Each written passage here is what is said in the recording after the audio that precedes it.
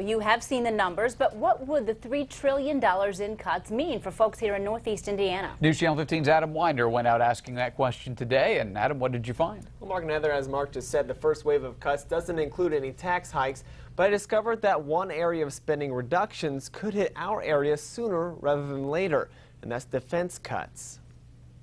In the end, ugly maybe works. You muddle through and you get public policy out. That's the nature of American politics quite often. It's been a bit messy in Washington the past month, but there's an end in sight to the debt debate with the new debt plan. This does some domestic cuts immediately, and then also sets up a congressional committee to work on plans to cut an additional significant amount. Those immediate cuts add up to about $917 billion.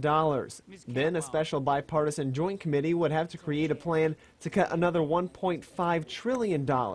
Political science professor at IPFW, Dr. Mike Wolf, says folks here in Northeast Indiana may feel those first cuts. One of the areas that might really likely affect the Fort Wayne economy is defense cuts, which are certainly going to be a large part of this, whether they're triggered or whether they are considered by this committee. Those defense cuts could translate to jobs moving out of the area. So what about Medicare and Social Security entitlements? There's likely to be a change, but not for people who are immediately receiving them. These would be for future recipients of Social Security or Medicare that are likely to be affected by this program. It's all a part of our nation's fiscal future. That is, if Washington can agree on this plan.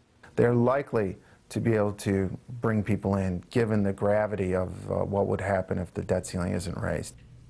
Now, Wolf thinks that not renewing the recent Bush tax cuts could definitely be an option for the bipartisan committee. The House will be voting on it first, and that could happen within the hour. Okay, thank you, Adam.